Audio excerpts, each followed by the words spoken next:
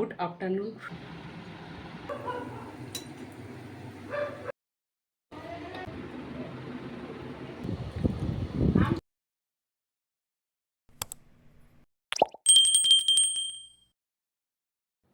Hi everyone.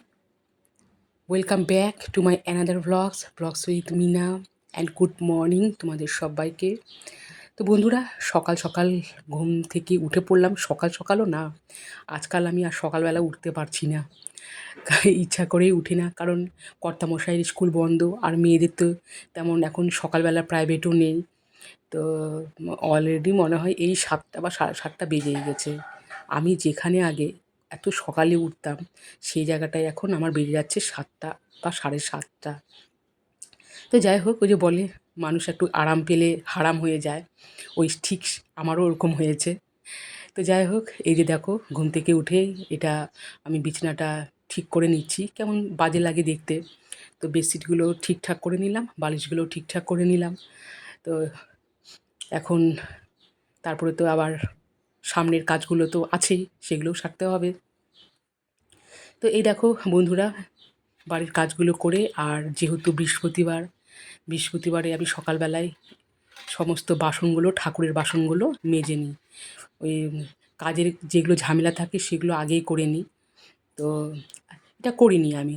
School যখন কর্তামশাইয়ের school খোলা থাকে তখনও আমি আগে এই কাজটা সেরে নিই। তো এইদিকে তো ঠাকুরের বাসন মেজে নিলাম, আর এইদিকে ওভেন। তো প্রত্যেক বৃহস্পতিবার তোমরা জানো, যারা দেখো আমার প্রত্যেক দিনের ভিডিও, তো বৃহস্পতিবারেও আমি এই ওভেনটাকেও ছাড়ি না, ওভেনটাকেও পরিষ্কার করি। আর মাঝে মাঝে তো একটু পরিষ্কার করতেই হয়। তবে বৃহস্পতিবারে আমি এগুলো সব, বার্নার থেকে শুরু করে এগুলো সব উঠিয়ে উঠিয়ে ঘষা মাজা করে পরিষ্কার করি। পরিষ্কার করে তারপরে এই যে এখন দেখো এগুলো সব সেট করছি। করার পরে তারপরে তো চা। তো এই যে এখানে গ্যাস ধরিয়ে দিলাম, আর এই যে দুধটা বসিয়ে দিয়েছি, আর এক পাশে আমি চা বসাবো। তো চাটা তো খেতেই হবে, সকালবেলা মাস্ট। আমার সকালবেলা শুরু হয় চা খাওয়া থেকে। তারপরে দেখো এই যে এখানে কর্তামশাই নিয়ে এসছে শাক। এই শাকটা কিন্তু আগের দিনে নিয়ে এসেছিলো। তা আমি ওটা আবার প্লাস্টিকে ফ্রিজের মধ্যে রেখে দিয়েছিলাম। আমার শাক বাছতে আমার ভীষণ, আমার এতটাই খারাপ লাগে। খারাপ বলতে কি, সময় লাগে খুব। তো কর্তামশাই মাঝে মাঝে শাক নিয়ে আসে, পাট শাক যেই শাক হোক। তো এক এক দিন কর্তামশাই বেছে দেয়, তবে প্রত্যেকটা দিন তো আর বেটা ছেলে মানুষ করে দেবে না। তো এই যে শাক, কর্তামশাই আছেও যদি, ওই বসেই আছে সামনে। তো আমি ওইদিকে তো কিছুটা তরকারি কিছুটা বসিয়ে দিয়েছি, আর এদিকে এই যে শাকগুলো বেছে এখন এগুলো কাটতেছি। ভীষণ সময় লাগে, ওই জন্য এক এক সময় আমি বিরক্ত হয়ে কর্তামশাইকে বলি যে শাক নিয়ে আসবে না, যদি শাক নিয়ে আসো তুমিই বাজবে। এরকম একটা আমাদের ঝগড়া হয়।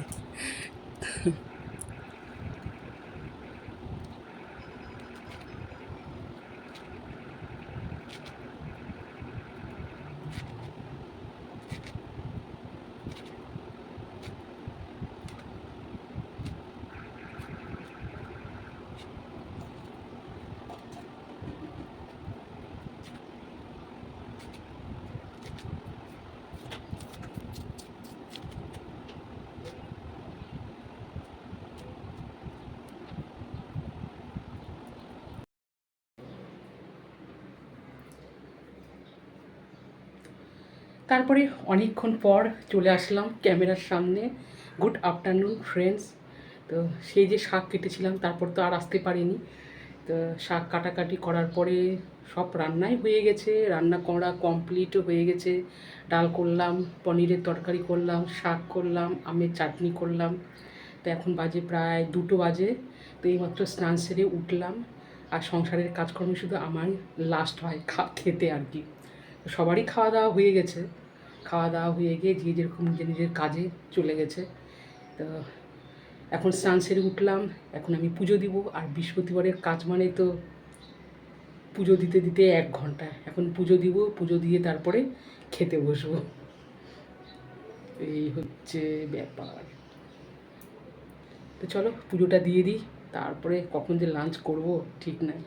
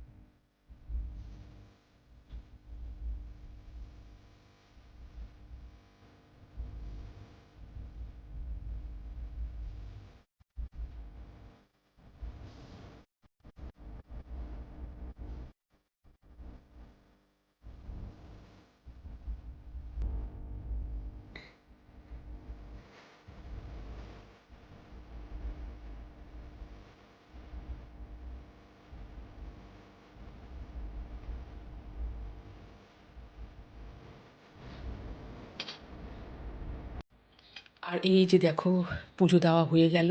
এখানে ভাত নিয়েছি, মুগ ডাল আছে, আলু পটল দিয়ে পনির করেছি, শাক তো আছে। আর এই যে এখানে মানে আমের চাটনি করে রেখেছি। আর এদিকে আমার বড় মেয়েও আবার কলেজ থেকে আসলো।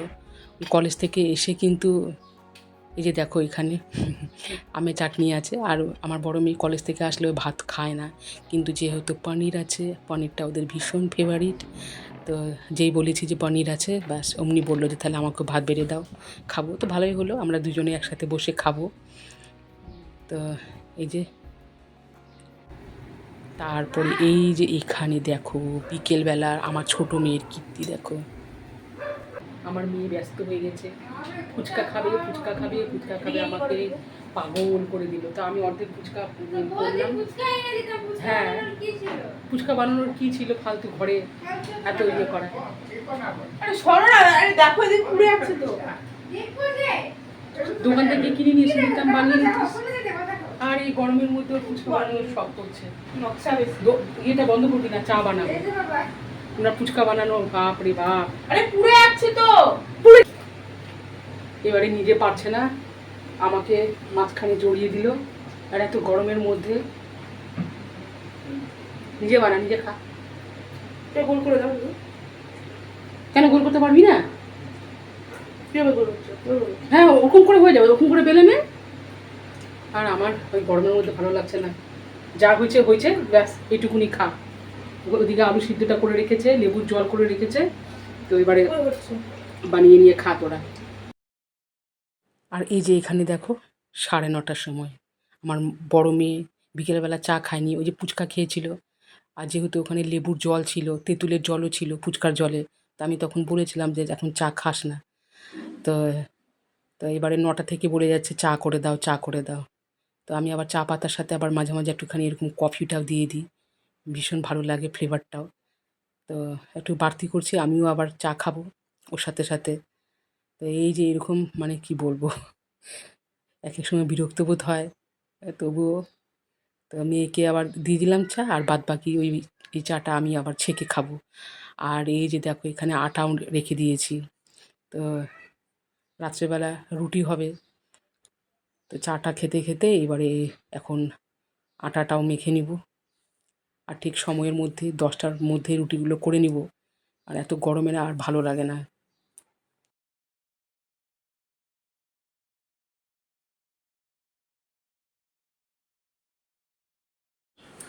আর তারপরে রুটি করে নিলাম, আর রুটি করে আর থাকতে পারছি না, আমি আবার একটু গায়ে জল ঢাললাম।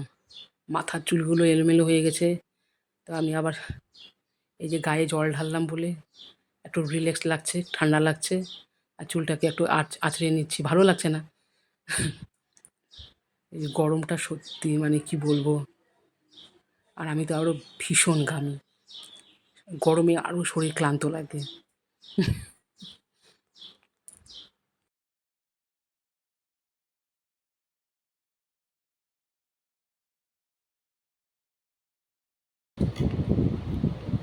আর তারপরে 10টা পার হয়ে গেছে, ফ্রেশ হয়েছি, ফ্রেশ হওয়ার পরে একটু ভালো লাগছে। তো এবারে এই যে রুটি নিয়ে বসে পড়লাম আমাদের রাতের ডিনার।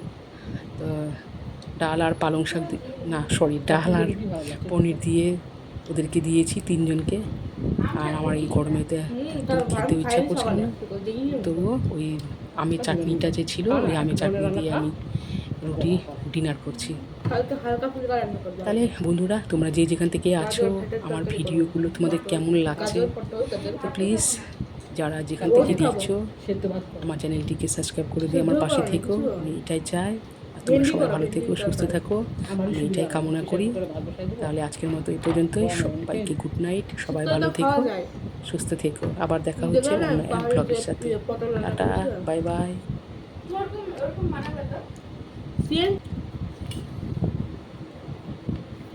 Yeah. Look.